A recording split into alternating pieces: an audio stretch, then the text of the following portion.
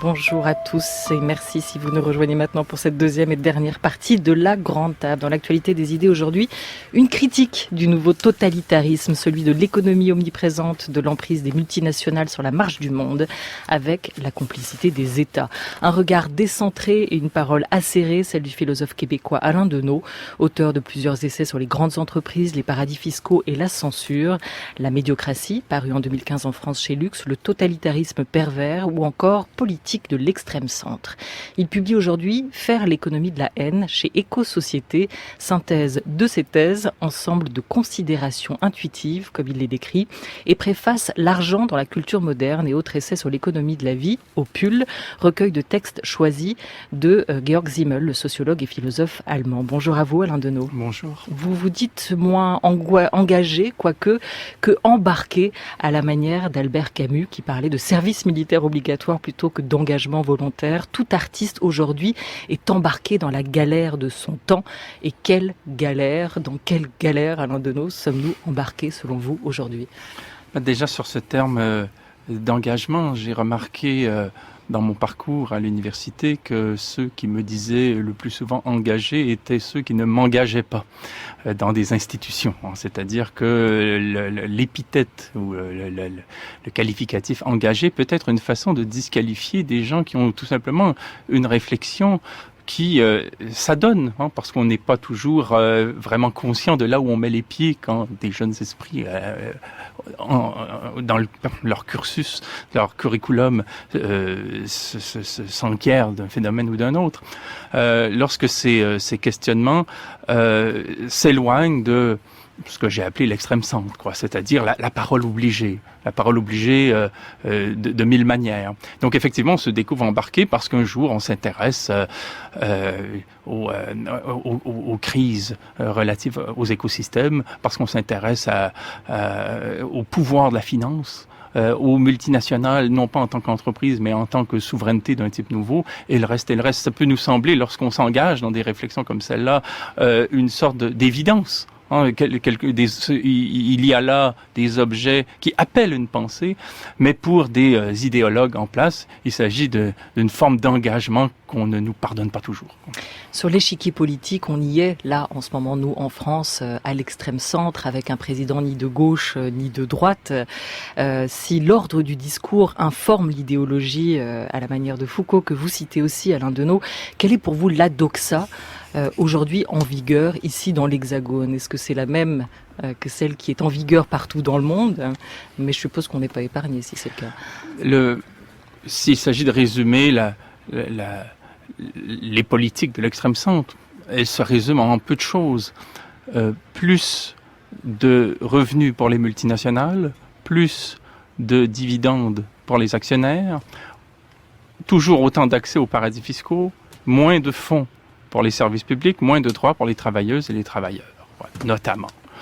Et donc, il s'agit d'un discours que non seulement des politiques, mais des oligarques, qui ont un accès à la parole publique qui n'est pas seulement celui des partis, imposent avec un pouvoir d'étiquetage comme étant le seul possible.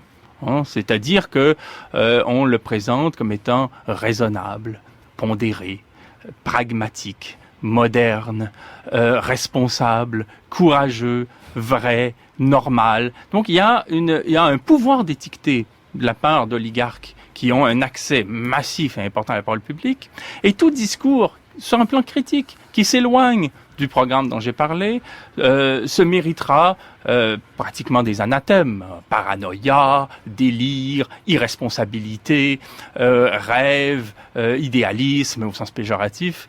Et il y a des exemples qui sont tout à fait étonnants. Lors de la dernière campagne électorale dans ce pays, il y avait un candidat, Benoît Hamon, qui défendait le principe du revenu universel. Quand on suit un peu la politique dans le monde, on sait que ce projet-là peut être porté selon les législations, les pays, les cultures politiques, autant à droite qu'à gauche. Par exemple, dans mon pays, il y a une province qui s'appelle l'Ontario, où un parti de centre-droit se mobilise pour cette mesure-là.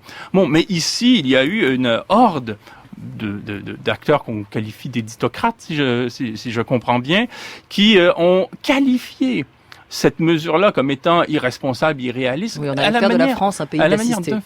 À la manière d'un fait, comme si on désignait la couleur d'un objet, quoi. C'est-à-dire donc c'était présenté dans l'ordre des faits, quoi. S'il y a un mot qu'il faudrait non pas réfuter, comme vous l'expliquez bien, mais considérer, Alain Deneau, à vos yeux aujourd'hui, lequel serait-ce? Peut-être un mot que vous aimeriez même bien bannir.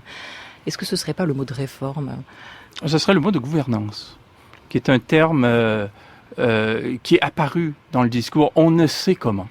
C'est un terme subventionné, qui consiste à hisser la gestion au rang de la politique en confisquant aux gens la politique. C'est-à-dire qu'on fait comme si désormais gérer en fonction de ce programme dont j'ai parlé tout à l'heure, qui ne mérite même plus d'être nommé, et en fonction d'un parti pris dans le monde qui ne mérite même plus, lui non plus, d'être désigné, c'est-à-dire le capitalisme, de gérer en fonction des compétences des uns et des autres. Et très souvent, aujourd'hui, quand il y a élection, on dit au corps électoral, vous serez en quelque sorte un comité d'embauche pour élire la personne la plus compétente. Pas la personne qui a tel ou tel parti pris sur les choses, telle ou telle option, mais la plus compétente qui saura bien gérer. Bien gérer comme si gérer devenait la seule chose qui convienne, quoi. Et donc ça, c'est un terme qui en englobe d'autres. Acceptabilité sociale, développement durable, responsabilité sociale des entreprises, société civile. Ce sont des termes qui remplacent l'ancien vocabulaire qui portait sur les luttes, sur le peuple, sur la citoyenneté, sur le débat et sur les classes sociales, ainsi de suite. On a complètement transformé, au fond, le corpus de référents qui était le nôtre pour penser la vie publique. Voilà, on a bien compris, Alain Deneau, le lien que vous faites entre les idées et les mots, entre le langage et l'idéologie. C'est donc une parole libérée que vous prétendez porter aujourd'hui, au-delà de la censure. Mais libérée de quoi exactement ? Je dirais libéré d'une pression qui est celle qu'on subit lorsqu'on est pris dans des logiques de carrière ou des logiques organisationnelles. Je m'intéresse à la censure moins par rapport à ce que l'on en connaît le mieux, c'est-à-dire la censure, comme on peut en parler encore aujourd'hui, Aude Lancelin dans Le Monde libre, ou l'autocensure, à savoir que tel ou tel journaliste aujourd'hui, raturera le nom de Vincent Bolloré dans un article, pour des raisons à la fois stratégiques, pour des raisons peut-être de représailles, son boulot, ainsi de suite. Simplement, ouais, pour ceux qui travailleraient. Mais au-delà de ces formes, la censure peut agir strictement par le choix des mots, les mots avec lesquels on nous amène à pactiser. Du moment qu'on dit que un parti politique est une entreprise politique, que si on dit que les auditeurs de France Culture sont les clients de France Culture, si on présente les voyageurs de la RATP comme étant les clients de la RATP, on fait disparaître de la conscience publique la notion de service public. Et les usagers de la justice, si on les appelle les clients, justice avec laquelle vous n'êtes pas tendre, dans laquelle vous ne voyez plus un contre-pouvoir. On va peut-être y revenir. Je pense qu'Antoine Mercier a envie de vous poser une question juste avant. Je vous cite, l'idéologie traduit ce pouvoir qu'ont les organisations industrielles et commerciales, les institutions financières et les têtes d'affiche des partis politiques de gouvernement, soit l'oligarchie, d'imposer de manière intéressée un enchevêtrement de lieux communs composant une éthique, un lexique et une doxa qui vaudront au titre de sens. Quiconque s'y opposera ou s'en distinguera semblera étrangement suspect aux yeux des tiers. C'est donc un invité suspect, vous, Alain Deneau, un infréquentable, puisque vous le restez pour une majorité d'entre nous qui aurions intériorisé ces mécanismes de censure, qui est notre invité jusqu'à 13h30. Antoine Mercier. Oui, vous êtes philosophe, j'essaie de récapituler un peu ce que vous nous avez dit. Il y aurait un ordre des faits, et il y aurait un ordre de l'engagement, et que ce qui se passerait aujourd'hui, c'est qu'on voudrait simplement faire triompher l'ordre des faits, et que l'engagement devienne un fait, au point qu'on ne puisse plus le contester, et que pour cela, il fallait modifier la langue qui permet de faire ce rapprochement. C'est donc toute une entreprise de modification philosophique et anthropologique et politique qui est à l'œuvre et qui est, si elle était vraie, très inquiétante, parce que finalement, on voit bien qu'elle va nous priver de la possibilité même de rétablir la notion d'engagement et de distanciation par rapport à une réalité. Moi, ce qui m'inquiète dans des milieux où la parole devrait être, en tout cas, plus libre qu'elle ne l'est aujourd'hui, l'université par exemple, c'est de voir le rapport qu'on a développé au langage. Il y a combien d'universitaires aujourd'hui qui s'auto-censureront consciemment ou qui seront en quelque sorte liés à des pratiques administratives et lexicales qui les amènent à aborder un ensemble de choses en étant en quelque sorte aveuglés par des angles morts. Les termes dont j'ai parlé tout à l'heure, tout le vocabulaire autour de la gouvernance qui prévaut. Très souvent, on aura des universitaires qui diront voilà, pour obtenir ma subvention, j'ai évidemment évité de citer un tel, j'ai plutôt cité un autre, j'ai mobilisé tel vocabulaire parce qu'il fait l'affaire de mon collègue qui va co-signer avec moi la demande, mais vous verrez le jour où j'obtiendrai l'oseille de quel bois je me chauffe. Et ce jour-là, on ne le voit pas. Pourquoi? Parce que les mots ne sont pas les outils d'un coffre. On n'en dispose pas, ce sont les mots qui sont plus forts que nous. Et la seule liberté qu'on a, c'est de réfléchir, de délibérer sur le choix des termes avec lesquels on pactisera. On n'a pas besoin de remonter jusqu'à Jacques Lacan, Maurice Blanchot, Julia Kristeva ou Jacques Derrida pour se rappeler qu'un mot, du moment qu'on pactise avec lui, qu'on l'utilise, c'est lui qui nous mène. Il a des prémices, il a une mémoire, il a des sous-entendus, il a des angles morts, il a une perspective, le SEM, surtout s'il s'agit d'un concept fort. Et du moment qu'on accepte de jouer le jeu, parce que dans une entreprise, parce que dans un rapport avec des partenaires, parce que dans une institution publique qui se comporte comme une institution privée, il est avantageux dans un plan de carrière de se livrer à ces compromis, on se laisse entraîner dans des formes de fausse conscience qui sont délétères, pas seulement pour soi-même, mais pour l'ensemble de la société. Vous faites partie de ceux, Alain Deneau, qui feraient volontiers la fête à Macron, pour reprendre le nom donné par le député France Insoumise François Ruffin, à sa contestation festive qui aura lieu demain. Autrement dit, est-ce que pour vous, le retour d'une forme de conflictualité peut aussi faire émerger une autre parole? Ça, c'est la question élargie. Oui, tout à fait. Je veux dire, le terme qui me vient à l'esprit, c'est celui de Jacques Rancière, la mésentente. Savoir que le conflit n'est pas simplement l'idée d'un face-à-face qui supposerait qu'on laisserait au même commentateur appointé le monopole de définir comme étant de la violence le fait de saccager 2 vitrines à titre symbolique, par exemple. Mais sur le plan de la mésentente, de considérer que la politique consiste à reconnaître le principe de l'égalité des intelligences à partir duquel on entend autrement les choses. C'est ça la mésentente. La mésentente renvoie à l'idée aussi de l'entendement.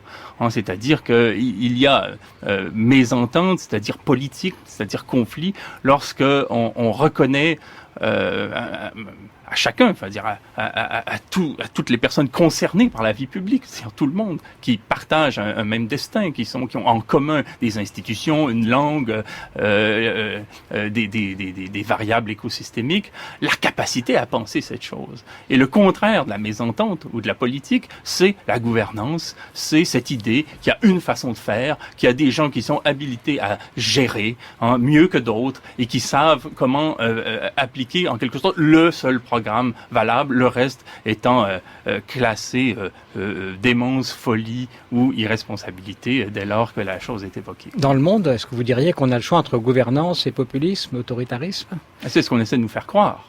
C'est précisément, je dirais, la nouvelle dualité, le nouveau clivage. Et en cela, on assiste à une sorte d'échec de l'extrême centre, parce que le projet de l'extrême centre n'était pas de situer un discours sur l'axe gauche-droite, mais de supprimer l'axe gauche-droite au profit du seul discours possible. Et ce que cela a donné, c'est l'émergence d'une polarité entre les tenants d'un État brutal, violent, comme il a pu l'être à l'occasion de ses fondements historiques. Si on lit, par exemple, vous me permettrez de faire une petite démonstration, là, parce que j'essaie d'aller trop vite. Lorsqu'on lit Saskia Sassen décrire l'État, dans Critique de l'État, qu'est-ce qu'on a comme une analyse? Une analyse qui nous dit deux choses. D'abord, l'État dans l'histoire a toujours été fondé dans la violence. L'État est violent envers les pauvres, il est violent envers les femmes, il est violent envers les étrangers, il est violent envers les paysans, mais néanmoins, c'est par ces institutions publiques que les femmes, que les étrangers, que les paysans, que les populations lésées ont cherché à améliorer leur sort. Et là, aujourd'hui, la polarité politique est lisible à cette aune. C'est-à-dire qu'il y a les nostalgiques du jour où l'État était purement brutal, violent et simpliste dans ses méthodes. Et il y a cet État auquel on est arrivé aujourd'hui, ça et là dans le monde, qui a intégré des formes d'arrangement selon des rapports de force. Mais il reste qu'il s'agit du même État.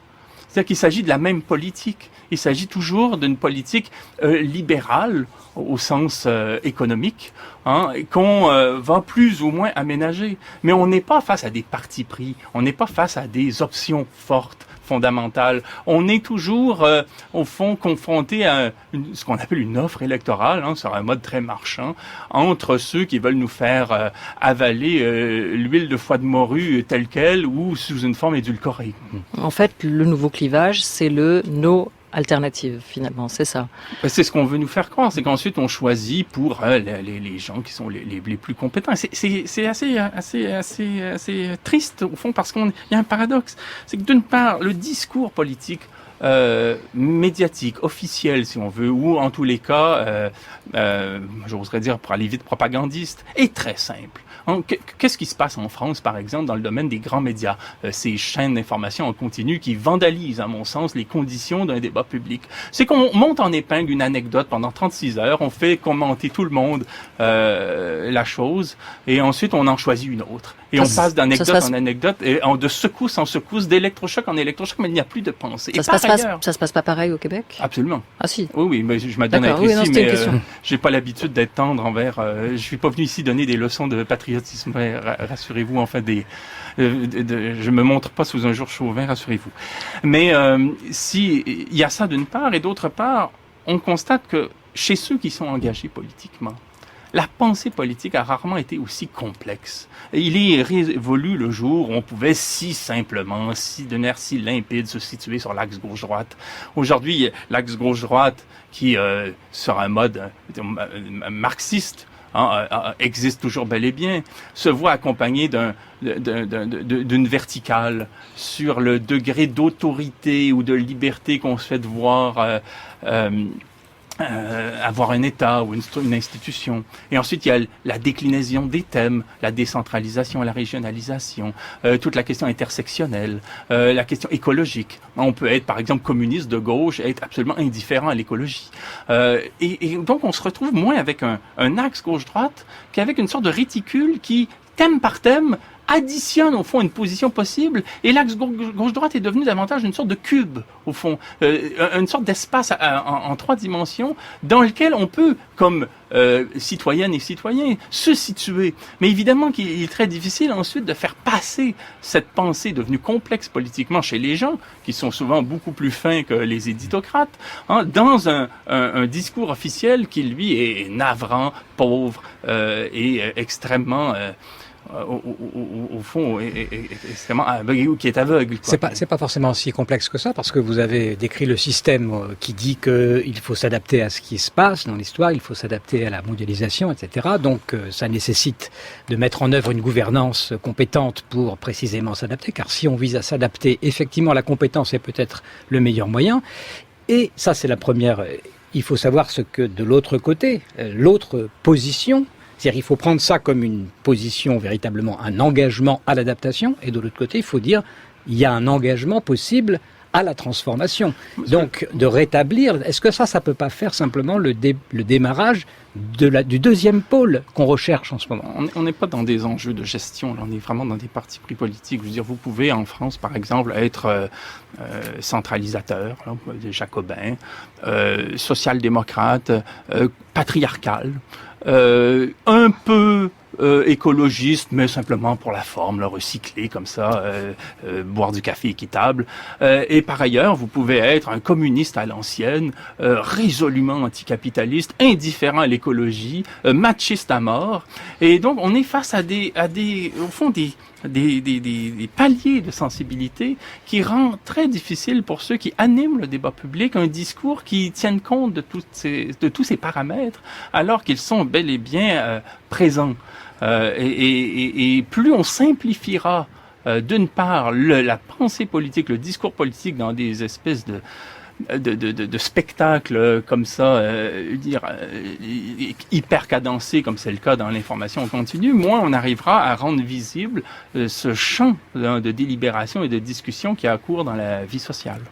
13h18, déjà sur France Culture avec notre invité, le philosophe québécois Alain Deneau, à l'occasion de la parution de Faire l'économie de la haine, essai sur la censure chez Éco-Société, et d'un recueil de textes choisis et présentés par ses soins de l'allemand Georg Simmel, L'argent dans la culture moderne et autres essais sur l'économie de la vie. C'est aux éditions Pull.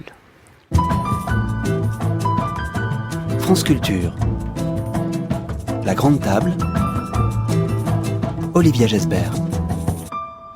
Et si on parlait un peu d'argent maintenant, Alain Deneau, vous avez donc organisé et présenté ce recueil de textes de Georg Simmel intitulé L'argent dans sa culture moderne et autres essais sur l'économie de la vie. Cet ouvrage qui analyse les rapports des sociétés à l'argent et qui conclut que l'argent a perverti nos plans d'organisation en s'attribuant comme moyen un statut de fin à prévention salvatrice. Autre ouvrage, Faire l'économie de la haine. Si je reprends le titre de cet essai, pour faire l'économie de la haine, Alain Deneau, encore faut-il ne pas tomber dans la haine du toute économie.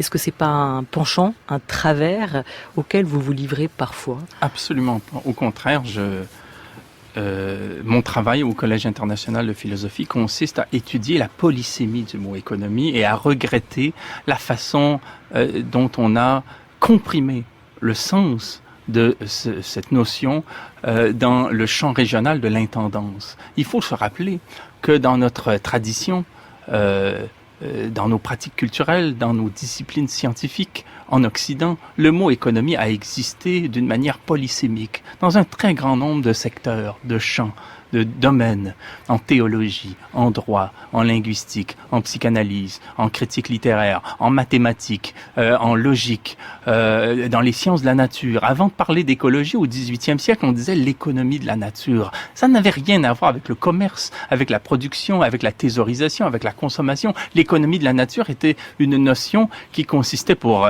Carl von Linné, Gilbert White, même Charles Darwin, de penser la relation entre des éléments en tant que bon an, mal an, il donne lieu à la perpétuation de la vie. Quoi. Bon, et même chose en théologie, l'économie renvoie à quoi? Renvoie à cette espèce de dynamique circulaire entre les formes contingentes, un récit, des métaphores, un vitrail, une statue, un temple, et des référents spirituels à prétention divine qui ne se laissent pas traduire autrement que par eux. Et ce sont ces référents-là qui confèrent un caractère sacré aux éléments, je dirais, contingents, et ces éléments contingents, en fait, effectivement, sont indispensables pour qu'on accède. Bon, l'économie, c'était ça. Et je pourrais continuer ainsi. Et ce qui est intéressant, c'est de voir comment Simmel, par exemple, quand il a étudié la notion d'argent, comment il était dans une culture où encore l'économie était immédiatement réfléchie comme appartenant à tous ces champs-là.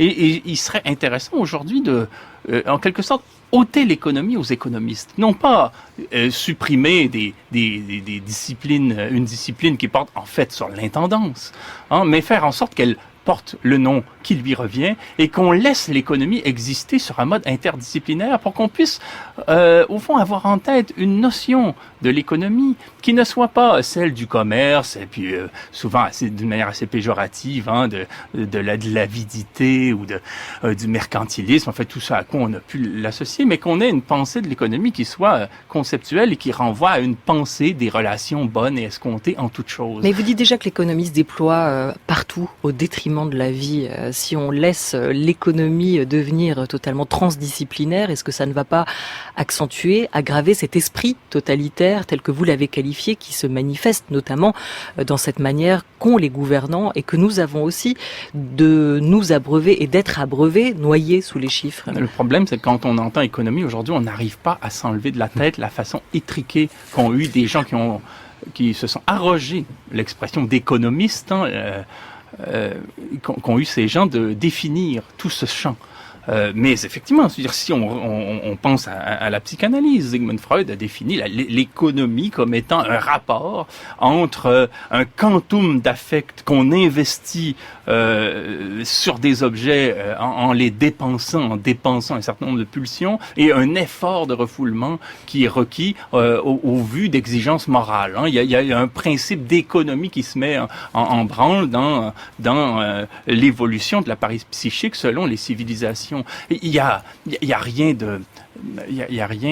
d'aliénant à penser l'économie ainsi, tout comme il n'y a rien d'aliénant à réfléchir sur des mises en relation d'éléments, de formes symboliques, de termes, pour arriver à un résultat escompté. Le problème, c'est quand on laisse l'économie être définie par des acteurs qui ne pensent plus qu'en termes de capitalisation.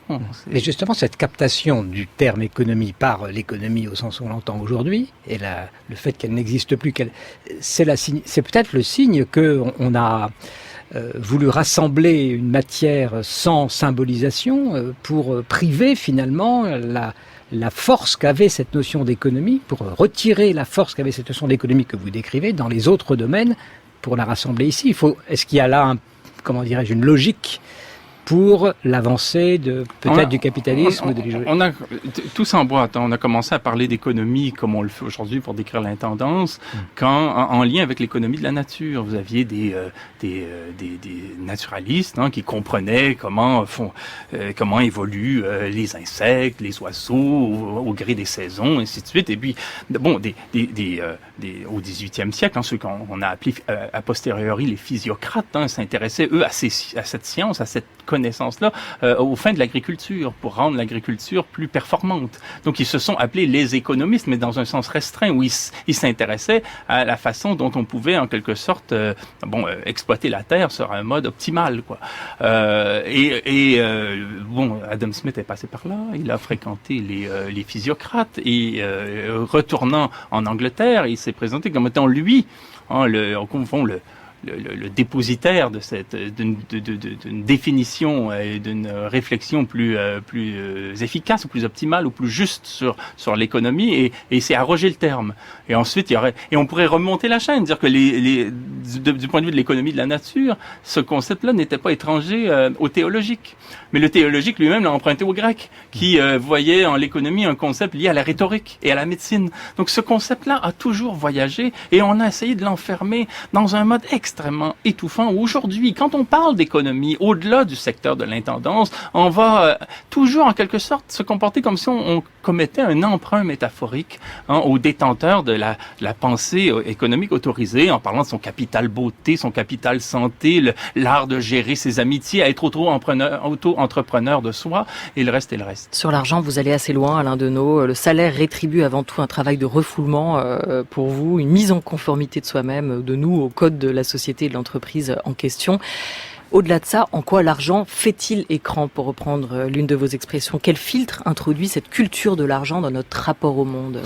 Quand on étudie l'argent en passant par l'œuvre de Georg Simmel, on n'est pas face à un philosophe qui pourfend l'argent. Il s'intéresse à la façon qu'a eu l'argent de nous permettre de faire l'économie d'opération, rendant plus fluides les rapports. Et il y a chez lui pratiquement, dans certaines pages, une défense et une illustration de l'argent comme étant un média qui met en relation les choses d'une manière quasi magique. L'argent, quand on y pense, c'est notre plus ancien ordinateur.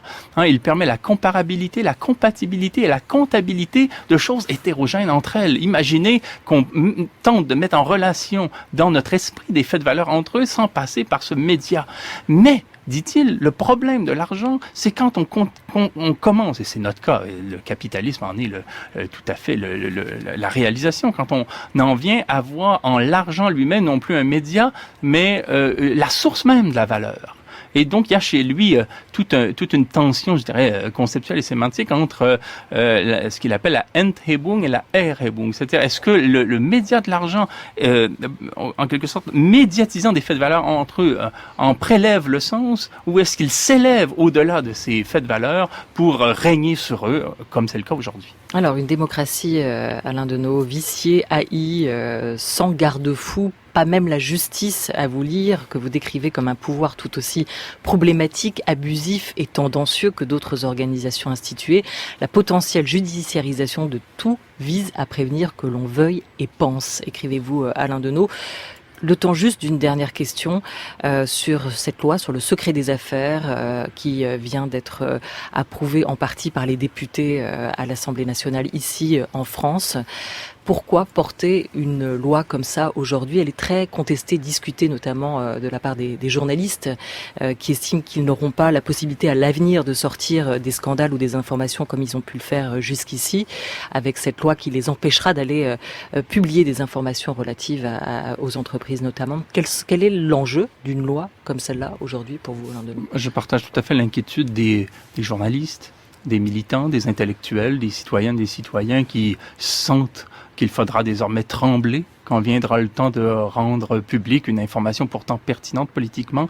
Et on voit surtout par ce type de législation à quel point les États sont devenus aujourd'hui moins des républiques au sens fort du terme ou des États de droit, mais des États du droit valant pratiquement comme huissiers du droit des affaires et comme au fond comme des organisateurs du cadre dans lequel les grandes entreprises, les grandes banques pourront évoluer sans entrave, ce qui relève, selon elles, dans leur rhétorique, de leur loi, la loi de la mondialisation, la loi du marché, la loi du plus fort. Donc nous protéger avant de protéger les entreprises contre l'espionnage économique, contre le pillage industriel, contre la concurrence déloyale. C'est en ces termes qu'a été défendue cette loi. Pour vous, ça va surtout se faire au détriment des citoyens?